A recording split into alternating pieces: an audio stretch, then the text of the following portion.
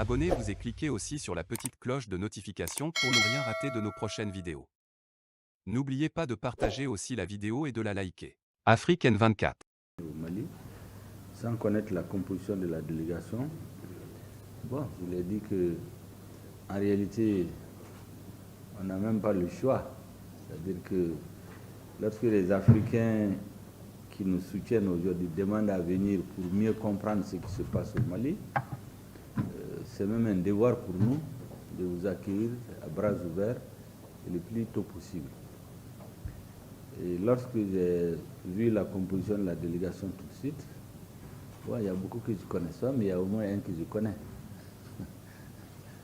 Celui qui est le dernier sur la liste, là, c'est un ancien collègue. On a été à la même période ministre du Commerce. On a fait ensemble ce qu'on appelle la bataille du coton. D'abord à Cancun, et puis à Hong Kong. D'ailleurs, quand j'étais sorti du gouvernement, il était l'un des plus étonnés. Il me dit, mais qu'est-ce qui s'est passé entre toi et Attité? Parce que Attité disait à tous les présidents que tu étais l'un de ses meilleurs ministres. Parce que c'est ce qu'Attité disait à Wade, il disait à Blaise, il disait à Tanja. Donc quand je suis sorti du gouvernement, beaucoup de mes homologues m'ont appelé d'ailleurs pour demander, mais qu'est-ce qui s'est passé entre vous? J'ai dit, bon, le président de la République, il peut se séparer des ministres, pas forcément parce que le ministre a démérité. Il peut avoir une nouvelle stratégie et il a besoin peut-être d'autres tempéraments, d'autres compétences et d'autres éléments d'appréciation. Donc je ne crois pas que c'est parce que j'ai démérité. Il sait bien que je suis un bagarreur, et monsieur le ministre le sait, à Hong Kong et à Cancun. Vous savez, les Européens, leur technique, c'est qu'ils viennent en des fortes délégations. Les Américains venaient avec une délégation de 800 personnes. Nous, on venait avec des petites délégations de 4 personnes. Et donc, on faisait traîner les négociations souvent jusqu'à 2 h du matin, on ne suspend, pour les reprendre souvent à 6 h, 5 h 30, 7 h. La technique que j'ai trouvée, c'est que je partais avec ma brosse à dents et puis une petite serviette, donc je dors dans la salle. Parce que quand tu suspends à 2 h, tout le monde va, moi je dormais dans la salle. Donc quand on vient reprendre les séances à 5 h, 6 h, je me lève et donc rien ne m'échappait. Et on se voyait avec Diop pour faire des comptes rendus parce que chacun doit rendre compte à son président en cours de route. On a fait de très bons moments ensemble. Ça, c'est donc le côté personnel. Je suis donc ravi de le trouver dans cette délégation. De temps en temps, je lui ai envoyé pendant de la Ligue du M5 quelques vidéos des amis que j'avais au Sénégal et un peu partout, quelques vidéos pour qu'ils puissent faire une analyse plus objective de la situation dans notre pays. La CEDEAO veut ramener la transition à un processus purement électoral, sinon électoraliste, avec comme secret espoir, exactement comme les processus de démocratisation dans les années 90, faire échapper le véritable processus au peuple réel, pour qu'il y ait des forces de l'argent, des réseaux mafieux qui ont pris le pays en otage depuis des années, s'organisent pour reprendre le pouvoir. C'est tout le problème. Elle dit de faire l'élection présidentielle initiale, le reste on va voir. Nous nous disons non. Il faut faire les réformes politiques, il faut que la lutte de la corruption atteigne un point de non-retour.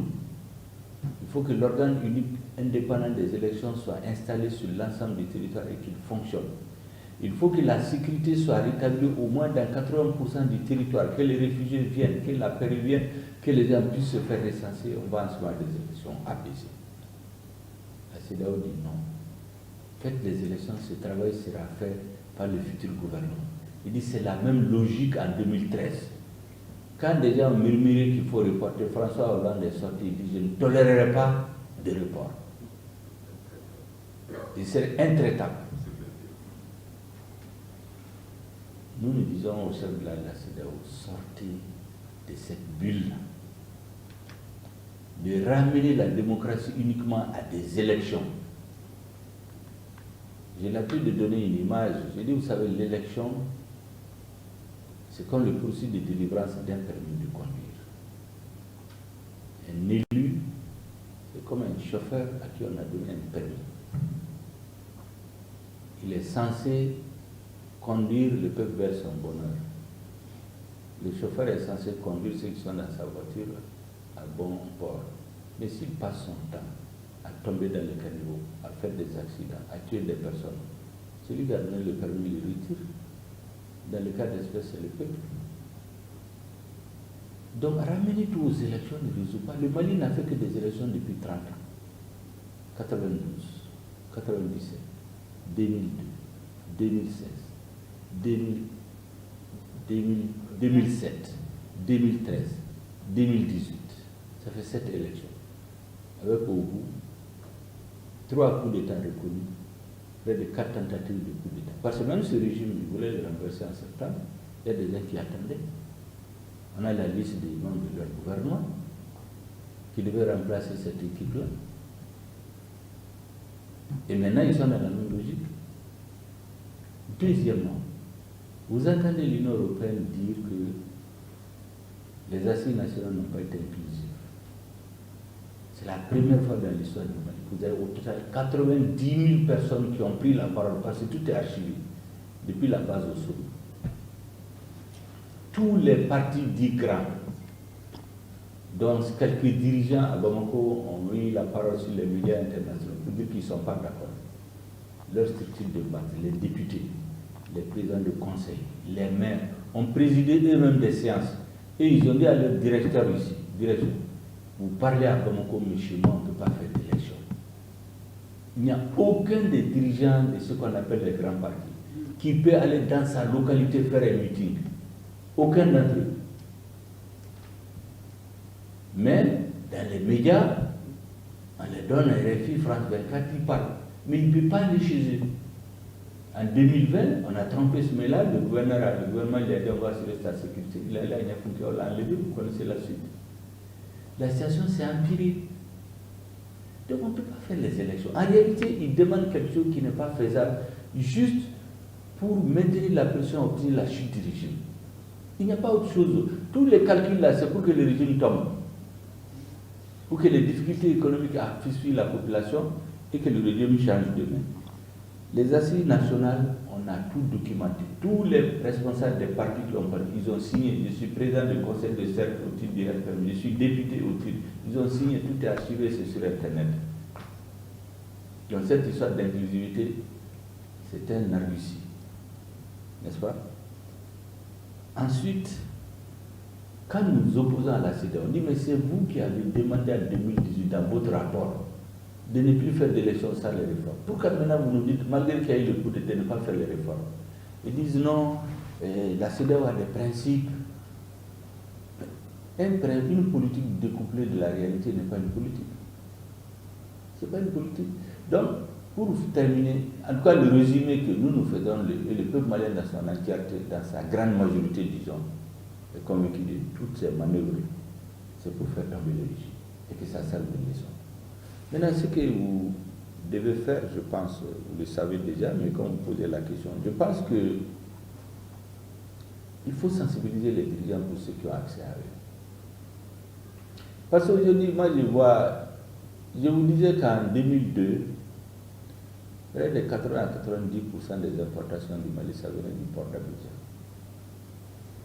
Aujourd'hui, c'est près de 60% qui est sur Dakar. À cause de cet embargo, je me demande si on va retourner même à 30 à 40% encore. Pourtant, on n'avait aucun projet de changer de stratégie. En continuant à étouffer le Mali, elle ne peut pas continuer à gérer les relations de l'Afrique et la France.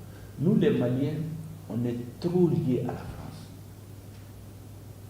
En dehors de la Côte d'Ivoire, c'est en France qu'on a le plus grand contingent de Maliens. En France, en dehors des Algériens, les Maliens sont la plus grande communauté étrangère. L'apport des Maliens de France dans notre économie est plus important que l'aide de la France. Ils sont des binationaux. Ils ont leur famille là-bas, ils travaillent. Mais est-ce qu'un gouvernement est responsable, qui a un minimum du sens de l'histoire et des intérêts de son pays, va rentrer en conflit avec ce pays? Mais pas du tout. Le principe du champ, le M5 a été porté par des Maliens en France.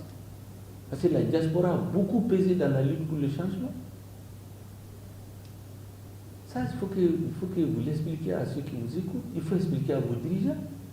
Nous ne pouvons pas comprendre qu'un pays comme le Sénégal, quel que soit ce qui attache les dirigeants, qui disent la vérité aux Français. Qu'est-ce que vous faites là? Vous êtes en train de vous mettre le doigt dans l'œil et nous aussi. Combien de Sénégalais aujourd'hui au port sont assis dans les bureaux, ils ne travaillent même pas. Les animaux, on a plus de 1000 têtes parquées à la frontière. Le prix de la viande grimpe au Sénégal. Nous, nos éleveurs sont là-bas aussi avec leurs animaux. Ils les ont débarqués la semaine passée. Récemment, j'ai demandé au ministre de contacter leurs collègues sénégalais, qu'ils discutent entre eux, qu'on laisse passer les animaux et ils laissent passer certains produits. Mais il y a des pays qui n'ont jamais fermé leurs frontières. Ça, peut-être aussi que les Sénégalais ne le savent. Il y a des pays qui n'ont rien fermé du tout. Mais nous, on ne parle pas beaucoup. Donc ceux qui ont fait les zélés pour fermer là, ils font souffrir leur population pour rien. Il y a des pays qui n'ont rien fermé. Ils ont juste formalisé récemment un gouvernement qui a dit que toutes ces frontières sont ouvertes. Mais avant, rien n'était fermé. Parce que les populations sont allées ouvrir, les populations disent qu'elles ne sont pas d'accord. Ils ont chassé les douaniers. Donc aujourd'hui, à part le Sénégal, et un peu la Côte d'Ivoire, le Mali, il n'y a pas d'embargo au Mali. Tout rentre. Il ne faut pas, ça ne sert à rien tout ça. Parce que si l'objectif c'est de faire tomber ce régime, la manifestation du 14 janvier devait donner à réfléchir. Ils ont donné plus de légitimité au régime.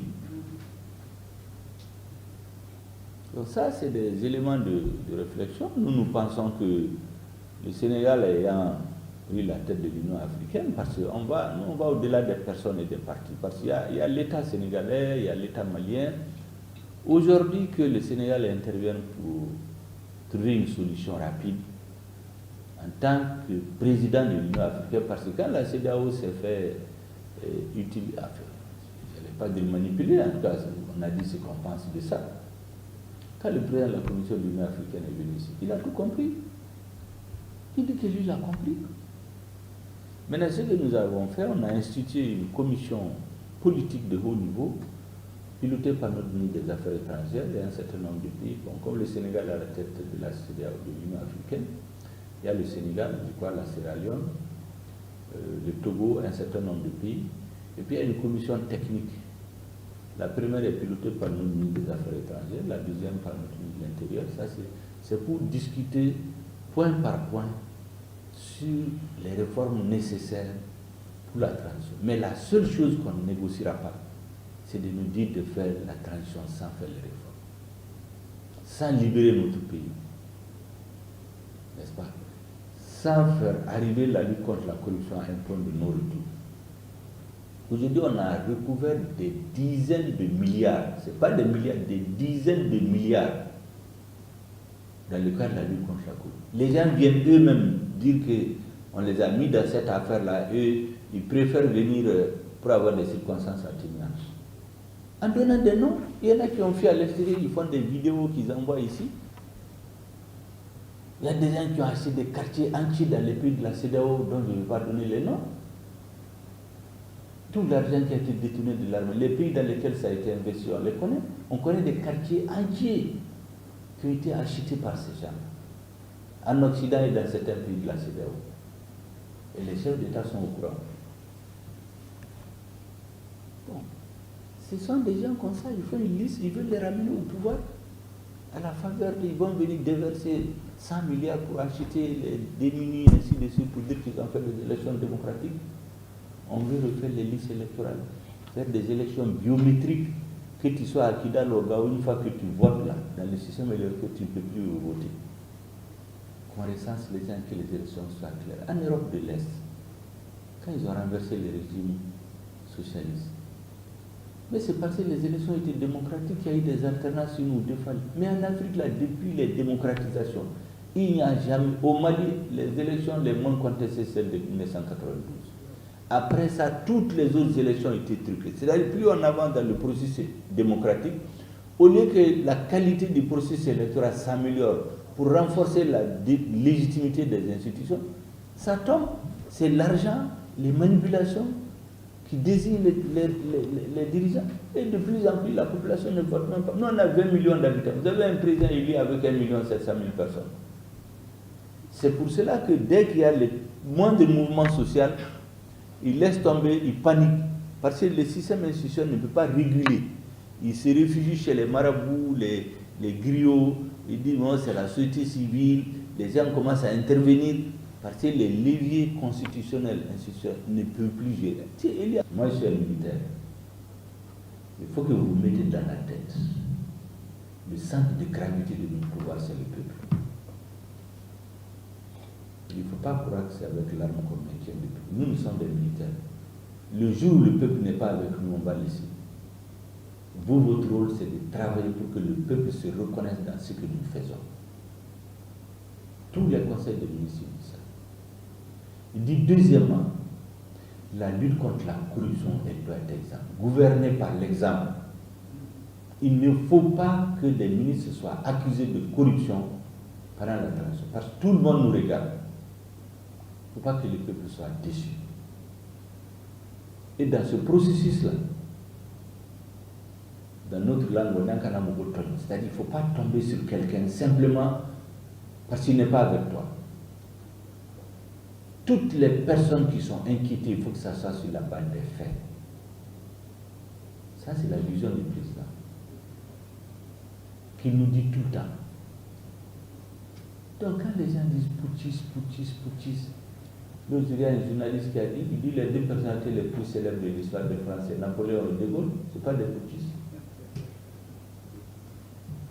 De même que les civils n'ont pas le monopole de la démocratie, les militaires n'ont pas le monopole de la dictature. Moi, je suis sûr que les présidents dits démocratiquement élus, le nombre de personnes qu'ils ont tuées pour maintenir le pouvoir, les deuxièmes, les troisièmes mandats, les militaires n'en ont pas tué autant.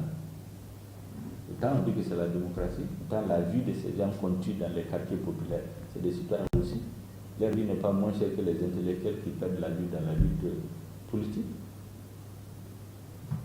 Donc voilà un peu notre vision, et je sais que ceux devant qui on a développé, c'est des intellectuels de haut niveau, des grands hommes politiques, des personnalités, celles qui sont plus érudits que nous à la matière. Devant certains, on est des élèves. C'est pour le CNT. Le CNT, pour les pays de la CEDEAO, la levée de ces sanctions. Mais après ces sanctions-là, ça ne sera plus jamais comme avant. Pour nous, c'est une nouvelle page qui s'écrit à partir du changement au Mali.